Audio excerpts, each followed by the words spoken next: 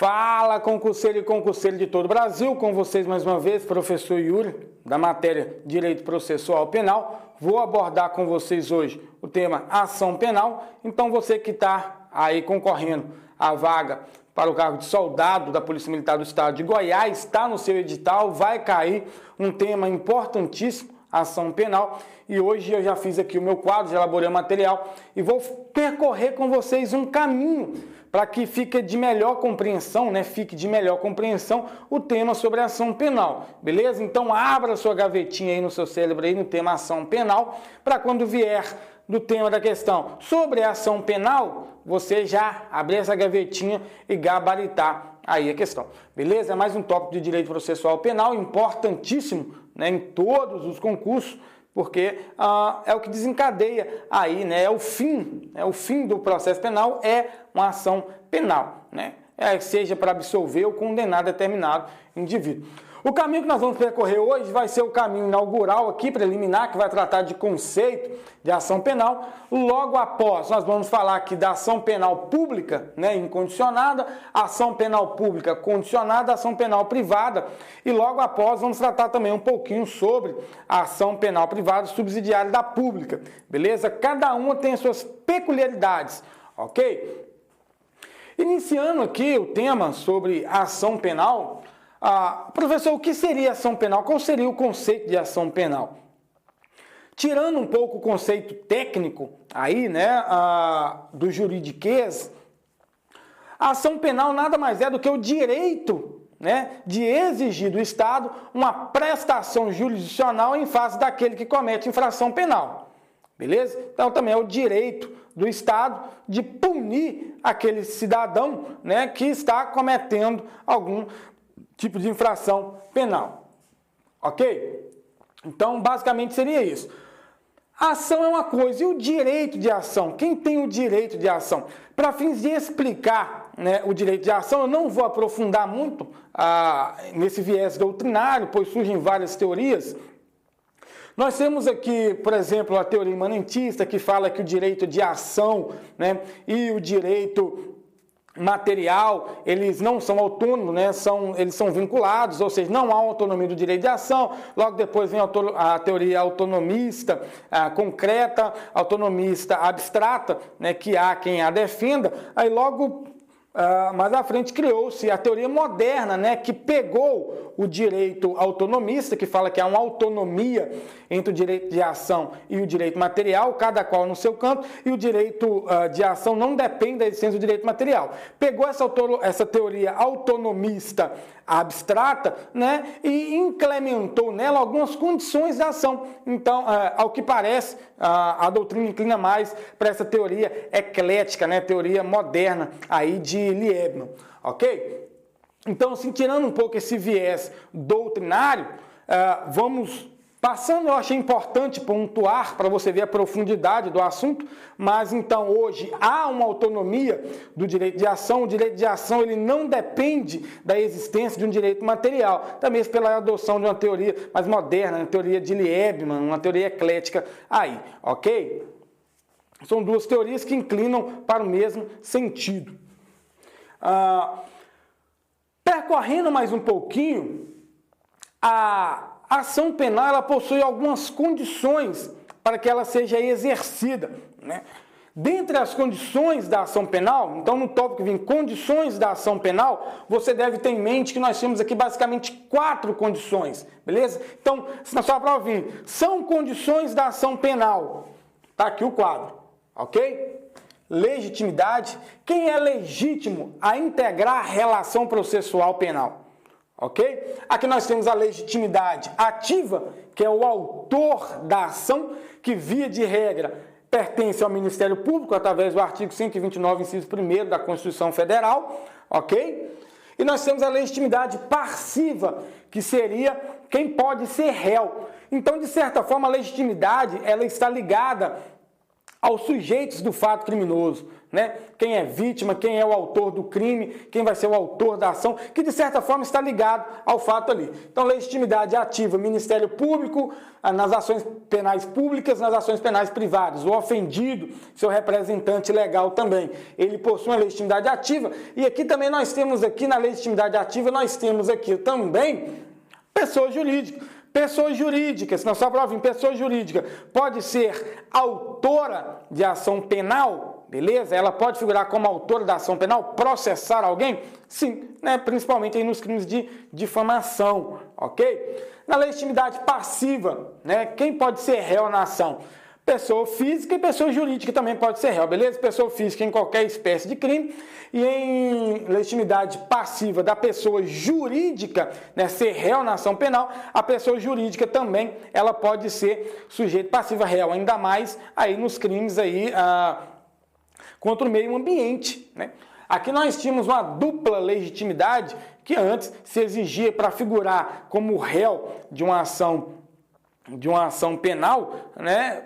Pessoa jurídica, tinha que vir uma pessoa jurídica acompanhada aí de uma pessoa física. Isso não prosperou, beleza? Hoje não se aplica mais. Então, a pessoa jurídica, ela pode ser réu, ela pode figurar sozinha aí no polo passivo da ação, beleza? Ser réu na ação. Então, a condição da ação nós já abordamos. A segunda condição é o interesse de agir. Quer dizer assim, olha, somente o juiz pode resolver essa causa? Olha, via de regra sim. Por quê? Porque somente o juiz ele pode condenar uma pessoa que cometeu infração penal. Então, somente o juiz resolve o meu problema? Uma água. Interesse de agir quer dizer isso. Possibilidade jurídica do pedido, né? O pedido ele tem que ser possível, beleza? O pedido ele tem que ser possível. A exemplo, nós temos aqui o inquérito policial arquivado, beleza? Arquivado por inexistência do crime, ficou comprovado que o crime não existe e, posteriormente, o Ministério Público ele oferece denúncia em base desse mesmo fato, beleza? Sem colher novas provas, sem nada. Há possibilidade de pedir? Não, porque o fato sequer existiu, ok? E justa causa, que é o indício mínimo, beleza? O indício mínimo de autoria e materialidade para que o juiz aceite a denúncia, ok? Então, justa causa é um indício mínimo, até mesmo porque na fase de recebimento da denúncia, né, o que prospera aí, o que predomina é o indúbio pro società, né? Na dúvida vai em prol da sociedade, na sentença inverte indúbio pro réu, na dúvida vai a favor do réu. Mas aqui em sede de recebimento de denúncia, vigora aqui, né, o que predomina é o indúbio pro società. Top demais! Sobre o fundamento constitucional da ação, nós temos ali o artigo 5º, inciso 35 da Constituição Federal, né, que fala que não será afastado aí nenhuma pretensão, ok? Beleza, pegamos esse conceito inaugural aqui de ação. Agora nós vamos entrar para a ação propriamente dita, o estudo das ações penais. Estou pegando aqui de forma pontual que vocês vão ver lá no próprio VAD-MECUM, beleza? No seu Código de Processo Penal aí. Isso aqui, basicamente, você não vai achar salvo essas condições aqui, mas não desse jeito que eu expus, né? Mas é isso, se vir na sua prova, lembre-se disso, beleza?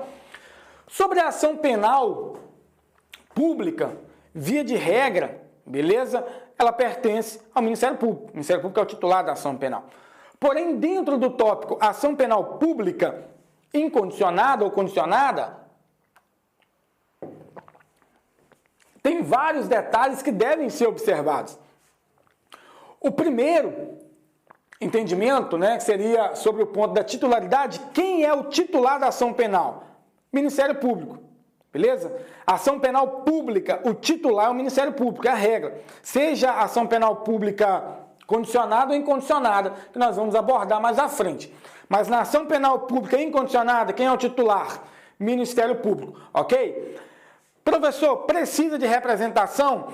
A parte deve ir até uma delegacia ou uma sede do Ministério Público ou até o juiz e manifestar o direito de representar para que seja instaurado aí um procedimento e, eventualmente, uma ação penal em face do autor de determinado crime? Olha, não. Beleza? Não precisa de representação. Por isso que você já deve ter escutado várias vezes, falar, não, aí é de ação penal pública, não precisa ir na delegacia. Exemplo, nós temos um crime de roubo. Beleza? No crime de roubo, a vítima não precisa comparecer até a delegacia e falar assim, olha, eu quero representar para que o autor seja punido. Ela não precisa, beleza? Diante da notícia de determinado crime, diante de uma notícia crime de determinado crime de roubo, a autoridade policial, né, o delegado de polícia, ele não precisa da representação ou o promotor de justiça, ele não precisa da aceitação da vítima para propor uma ação penal, até mesmo porque é um crime que afeta toda a ordem pública, né, tendo em vista que sai da esfera privada e afeta toda uma ordem pública, não precisa de representação, beleza? O interesse é de toda a sociedade. Tendo em vista que o interesse é de toda a sociedade, punir o autor do crime de roubo para que não venha interferir no patrimônio de outras pessoas, a ação é penal pública incondicionada, beleza? Vou te punir independentemente da aceitação da vítima. Prazo para oferecimento da denúncia, beleza? Olha, o início da ação penal pública, ela se dá com a aceitação da denúncia, beleza? O Ministério Público, diante de vários elementos informativos escolhidos no inquérito policial, ele chega no entendimento de que, olha, determinado sujeito merece ser processado para eventual punição. Ele pega e vai fazer uma peça chamada denúncia, beleza? Uma peça chamada denúncia. É uma peça formal que tem que preencher determinados requisitos, dentre elas, fatos certos, tipificação certa, ok? Então, ele vai oferecer denúncia. O juiz, aceitando essa denúncia, inicia-se o processo e pede-se para citar o réu, ok? Então, prazo para oferecimento da denúncia. Estando o réu preso, a nomenclatura certa talvez nem seja réu, que eu uso réu para de melhor compreensão, mas investigado ou indiciado, estando o indiciado preso, o Ministério Público possui prazo de 5 dias para oferecer denúncia. Professor, mas quando começa a contar esse prazo de 5 dias? A partir do recebimento do inquérito policial. O delegado de polícia concluiu as investigações, vai remeter o inquérito para o promotor de justiça. A partir do momento que o promotor de justiça pega aquele inquérito, estando o indiciado preso, o Ministério Público tem um prazo de 5 dias para oferecer denúncia. Beleza? Professor, mas e se ele estiver solto? Prazo 15 dias. Beleza? 15 dias. Top demais. Pega esse prazo. Prazo para oferecimento da denúncia. Indiciado preso, 5 dias. Indiciado solto, 15 dias. A contar a partir do recebimento do inquérito policial. Beleza? Por quê? Professor, e se o Ministério Público ele não vier oferecer denúncia nesse prazo? Olha, embora a ação seja pública, se ele não vier a preencher esse prazo, dentro de 5 dias, ele permanece inerte. Inerte aqui, eu quero dizer o seguinte, olha, ele não fez nenhum tipo de requerimento para fins de complementar a investigação, ele ficou quietinho, não fez nada, né? Então, decorrido esse prazo aqui, estando investigado por esses 5 dias, estando investigado solto, a própria parte interessada, a vítima, ela pode propor o que nós chamamos de ação penal privada subsidiária da pública, que vai ser alvo de análise posterior, ok? Professor, o inquérito policial, ele é obrigatório nas ações penais públicas? Não. Por quê? Estando no Ministério Público, beleza? Estando no Ministério Público de posse de elementos informativos suficientes de autoria e materialidade, ele pode dispensar o inquérito policial. Inclusive, foi alvo de aula, beleza? Se você caçar, vocês vão achar ali sobre o inquérito policial. Uma das características do inquérito policial é a dispensabilidade, beleza? Ou seja, não obrigatoriedade, ele não é obrigado. Está no Ministério Público com elementos informativos suficientes ali para oferecer denúncia, ele pode dispensar o inquérito policial. Só que, via de regra, mais de 90% das denúncias tem como base o inquérito policial, ok? Então, inquérito policial obrigatório? Não. Sobre a ação penal pública incondicionada, nós temos aqui alguns princípios importantíssimos que regem aí a ação penal pública incondicionada. Primeiro, precisa da oficialidade. beleza? O órgão oficial detentor do direito de propor, ou seja, titular da ação penal, é o Ministério Público. Somente ele pode propor a ação penal pública incondicionada, ok? Oficialidade, órgão oficial. Obrigatoriedade, ou seja, estando o Ministério Público diante de informações suficientes da autoria e materialidade, estando ali de forma clara a existência de um crime, ele é obrigado a oferecer a denúncia, beleza? Indispensabilidade. Uma vez proposta, né, a denúncia, o Ministério Público não pode existir. Ou seja, o Ministério Público ofereceu denúncia, o juiz aceitou. O Ministério Público não pode, por si só, pegar e falar assim, olha, não, eu não quero mais essa ação penal. Juiz, eu quero desistir. Não pode. Por quê? Porque um dos princípios que rege a ação penal pública incondicionada é o princípio da indisponibilidade. Uma vez proposta a ação, ela deve ir até o fim, até a sentença. Beleza? Ainda que o Ministério Público ele perceba de que, na verdade, denunciou a pessoa errada, o que ele deve fazer não é desistir da ação, mas sim pedir a absolvição. Ok? Pedir a absolvição ele pode. E princípio aqui é alvo de controvérsia, né? Princípio se a ação penal pública ela é divisível, indivisível. Hoje predomina que ela seria divisível, tendo em vista que o Ministério Público ele pode oferecer a denúncia em face de uma pessoa.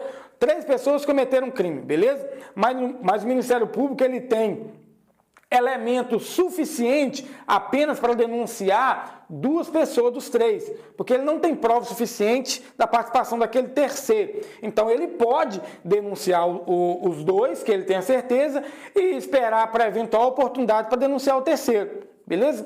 Isso aqui, diferentemente do que ocorre na ação penal privada, beleza? Que vigora o princípio da indivisibilidade, né? Ou oferece queixa-crime contra todos ou contra ninguém, beleza?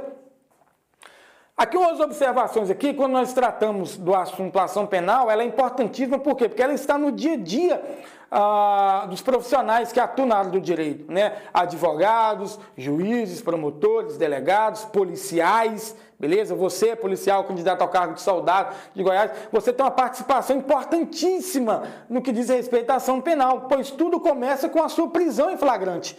Beleza? Que você efetua, presencia para determinada infração e leva determinado indivíduo na presença da autoridade policial.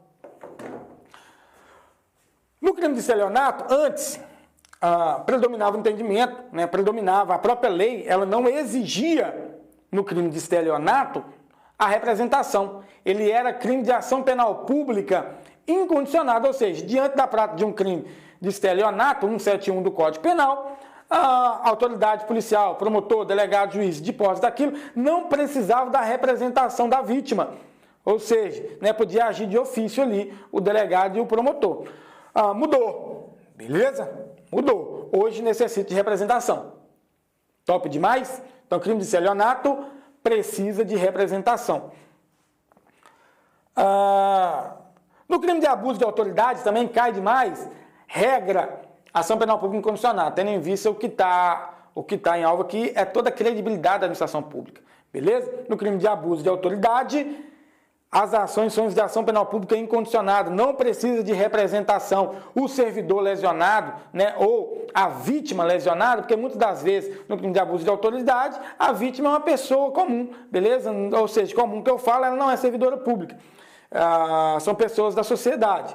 Então, ela não precisa comparecer para representar. A autoridade competente de posse de autoria e materialidade do crime de abuso de autoridade pode oferecer aí a denúncia sem representação. Na Lei Maria da Penha, galera, já vou abordar aqui um pouquinho das leis especiais, é importantíssimo isso aqui, é o seguinte, a súmula 542 do STJ estabelece o seguinte: no crime de lesão corporal, na Lei Maria da Penha, a ação será pública incondicionada. Perceba que na Lei Maria da Penha, Lei 11.340, há várias formas de violência, dentre elas a violência física, que pode resultar em uma lesão corporal, beleza? Então, todos os crimes da Lei Maria da Penha são de ação penal pública incondicionada? Não, beleza? Somente o crime de lesão corporal, beleza? Que pode ser leve, grave ou gravíssima, não importa o grau dela. Ela vai ser, aí conforme súmula 442 do STJ, ela vai ser de ação penal pública incondicionada. Professor, e violência moral, violência sexual? Sexual também seria uma hipótese aqui, por exemplo, no crime de estupro, seria hipótese de incondicionado, que pode gerar também uma lesão corporal. Mas nos crimes na Lei Maria da Penha, que trata de violência moral, violência psicológica, neste caso, vai ser de ação penal pública condicionada, a vítima precisa representar, beleza? Então, a regra é que, na Lei Maria da Penha, precisa de representação, salvo nos crimes de lesões corporais, beleza? E nos crimes sexuais também, né? Mas, de certa forma, a vítima ela deve comparecer na delegacia, ok? Se tratando de estupro, né, galera? A ação é penal pública incondicionada. E vamos lá. Então, seguimos. Concluímos aqui o raciocínio da ação penal pública incondicionada. Ok? Galera, e sobre aqui uma outra observação importante, trata-se da Lei Maria da Penha. Beleza? A súmula 542 do STJ, ela estabelece que nos crimes de lesões corporais, ok? Nos crimes de lesões corporais, a ação será pública incondicionada.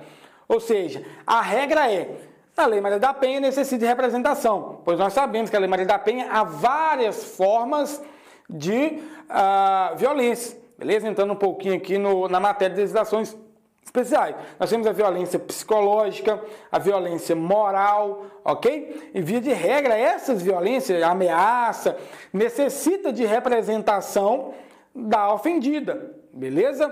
Salvo nos crimes de lesões corporais, conforme súmula 442 do STJ, não precisa de representação. A ação será pública incondicionada, ou seja, independentemente do desejo da vítima, estando a autoridade policial ou você policial militar se deparando com a situação de lesão corporal, você policial está de patrulhamento, depara uma briga envolvendo um homem e uma mulher, né? Onde o homem desfere vários socos e chutes na mulher, né? Você como policial para, aborda e identifica que ali se trata de um casal, né? Então, diante dessa relação, preenchidos os requisitos ali da violência doméstica familiar contra a mulher, você vai conduzir o agressor, ok? Conduzindo o agressor, a vítima comparece cheia de hematomas, escoriações na presença da autoridade policial e fala, olha, eu não quero representar, né? Ou fala para você policial, olha, eu não quero representar. Você, como policial militar, vai pegar e falar, olha, minha querida,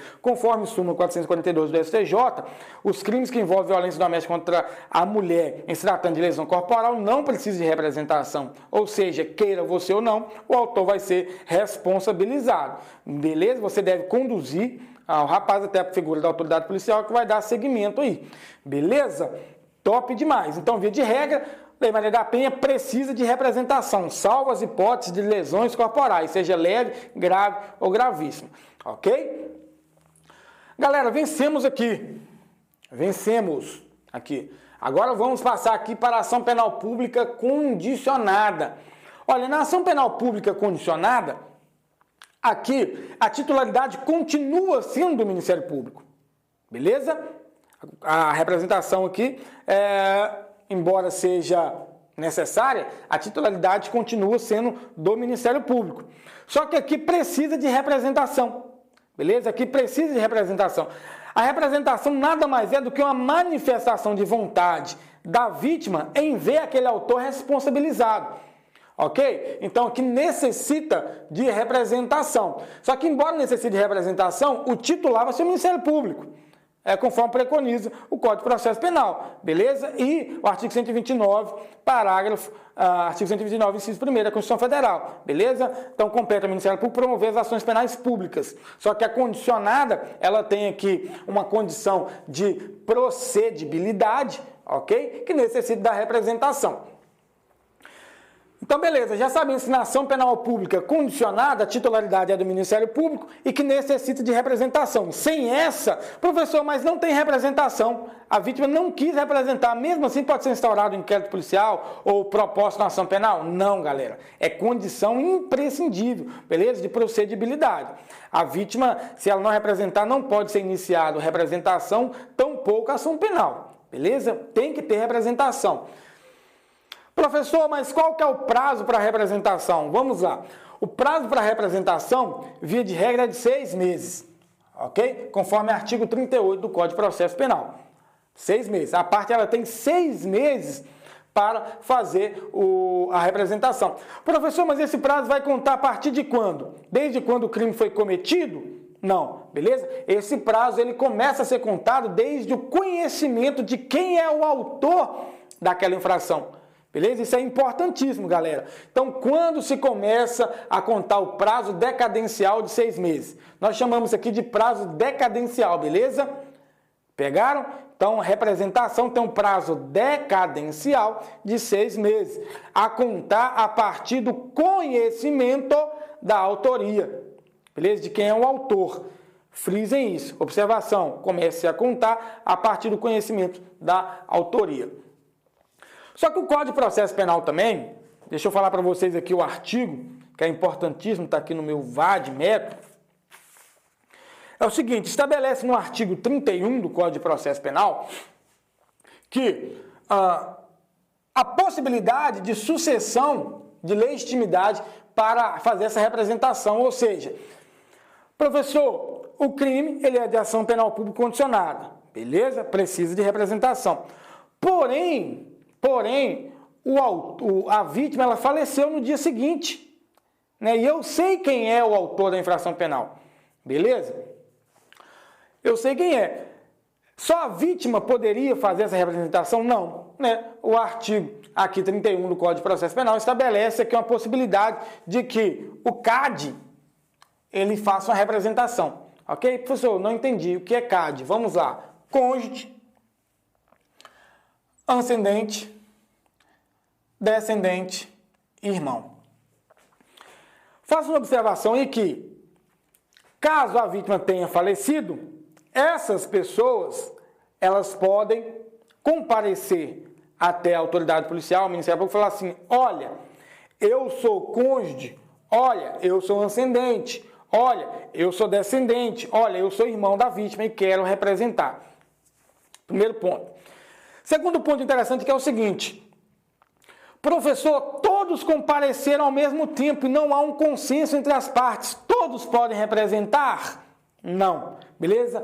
Essa regra que deve ser seguida. Esta ordem deve ser seguida. Se comparecer todos, vai dar preferência ao cônjuge. Beleza? O cônjuge vai ser o representante ali do falecido. Beleza? O cônjuge não veio, vai ser um ascendente. Depois do ascendente, descendente, depois irmão. Beleza? Comparecendo todos no mesmo episódio, vai dar preferência a essa ordem. Essa ordem aqui ela deve ser respeitada, galera. Deve ser respeitada. Observação importantíssima. Beleza?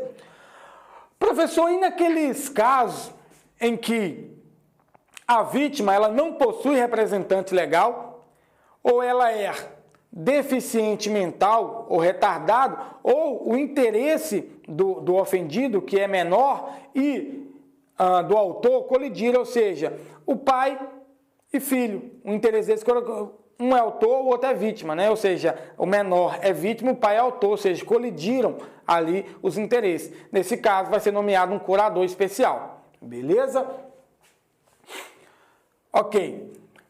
Professor, eu quero e na hipótese que eu representei, beleza? Compareci até uma delegacia, representei. Só que eu quero desistir dessa representação. Eu tenho essa prerrogativa? Olha, aqui é um ponto importante, onde eu já fiz aqui um quadrozinho para diferenciar. Primeiro ponto, eu posso me retratar da representação? Sim. Se na sua questão vir escrito assim, olha, a representação ela é irretratável. Certo ou errado? Errado. A representação ela é retratável, porém ela tem um momento. Beleza? Em se tratando dos crimes comuns, aqui, a representação, a vítima ela pode se retratar da representação até o oferecimento da denúncia. Ou seja, chegou até o Ministério Público ele não ofereceu a denúncia ainda, está lá. A vítima ainda pode representar, a vítima pode se retratar, beleza? Pode chegar assim, olha, eu não quero mais, né? E eu vi ali que o Ministério Público não ofereceu denúncia ainda, grava esse termo, o oferecimento, porque a banca pode trocar, ao invés de pôr até o oferecimento, fala assim, ó, a vítima pode se retratar da representação até o recebimento da denúncia. Errado, beleza? Porque uma vez oferecida a denúncia, a vítima não pode mais aí se retratar da representação, beleza? Ok, então nós já sabemos que a representação ela é retratável até o oferecimento da denúncia. Porém, nós temos aqui, deixa eu só pegar o fundamento legal para vocês aqui, olhar no meu vade-mecum, aqui sobre a retratação. Vou passar para vocês aqui.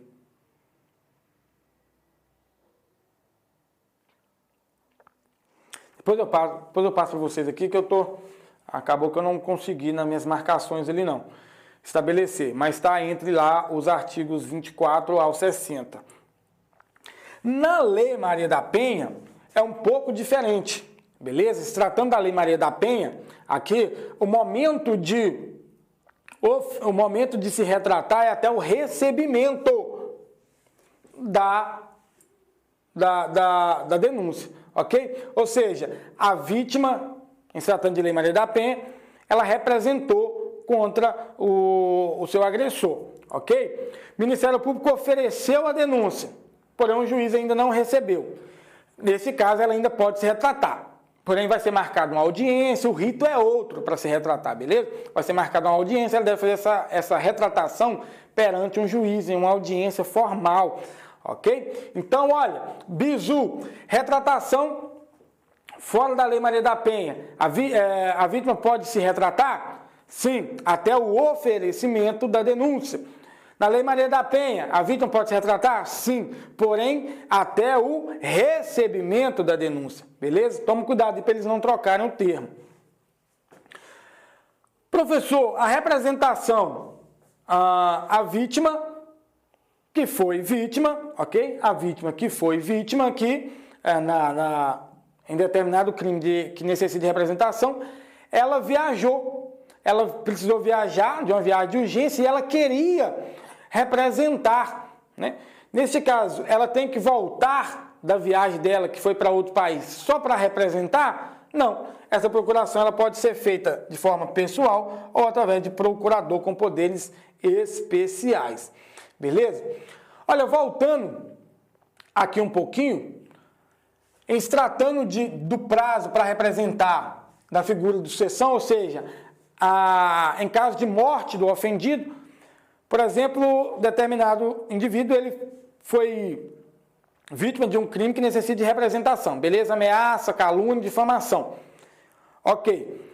E ele tinha o desejo de representar, porém passou-se 2 meses, ele não representou, beleza? Não representou. Em regra, o prazo está correndo, 6 meses. Porém, em se tratando de sucessão, uma das partes, ela quer representar. O prazo vai ser contado a partir do conhecimento da autoria lá atrás ou da morte da vítima, beleza? Nesse caso aqui, o prazo vai ser contado a partir do falecimento da vítima que queria representar, beleza? Então, nesse caso, que estando a pessoa viva, o prazo é do conhecimento da autoria. Estando aqui a pessoa falecida em caso de sucessão, vai ser a partir da morte dele. E a partir da morte dele vai ter mais 6 meses para representar. Ok?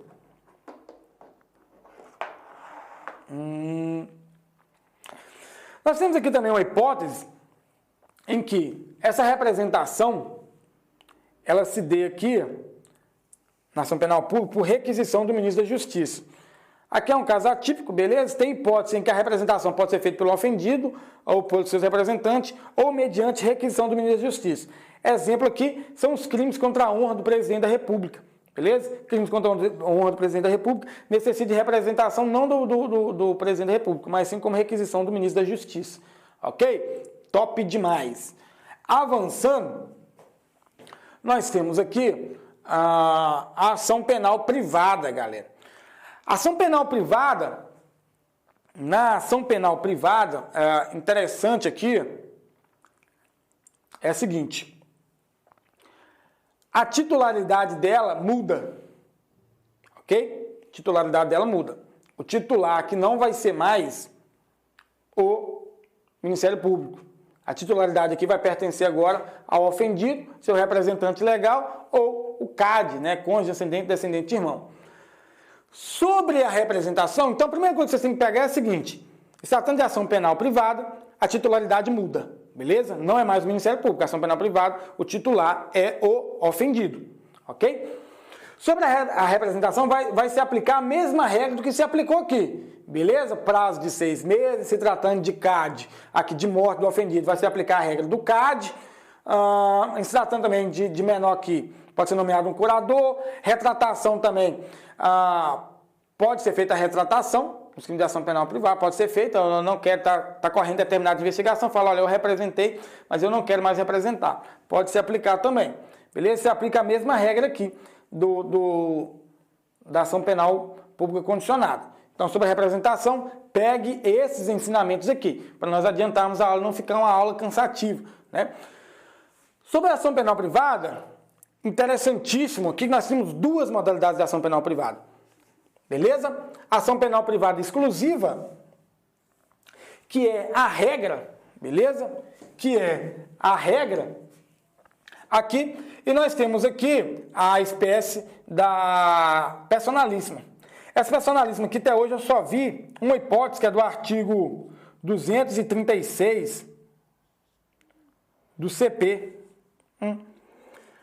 que seria a hipótese aqui de ocultação de algum tipo de vício no casamento, né? Vício ou impedimento do casamento. Então, somente... Professor, qual que é a diferença? Vamos abordar a diferença aqui, que faz importante. Na ação penal exclusiva, galera, admite sucessão. Ou seja, a pessoa morreu, pode vir um CAD e representar. Beleza? Pode ser feito por procurador também, nomeado um procurador. Na ação penal personalíssima, somente a vítima ela pode representar e iniciar uma ação penal privada. Ou seja, se a vítima falecer, acabou o direito, beleza? Ela faleceu, o direito de representar morreu junto com ela.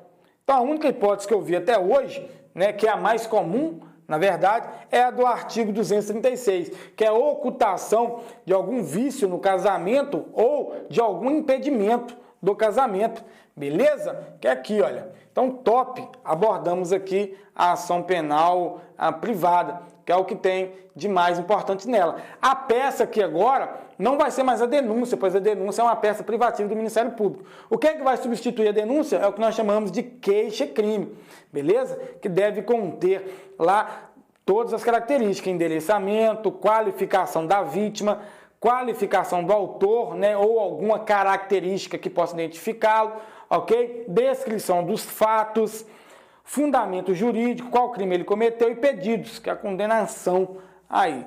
Beleza pura. Aqui é basicamente nos crimes de difamação, beleza? Calúnia também se procede mediante ação penal privada. Top demais. E aqui encerramos aqui. Vou tentar passar para vocês. Pode tirar o print aí, beleza? Tirem o print. Deixa eu sair da tela aqui para não atrapalhar.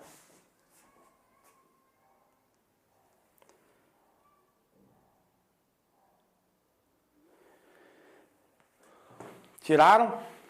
Vamos falar agora aqui da ação penal privada subsidiária da pública, rapidamente. O tempo já está esgotando, para não ficar uma aula cansativa. Ação penal privada subsidiária da pública.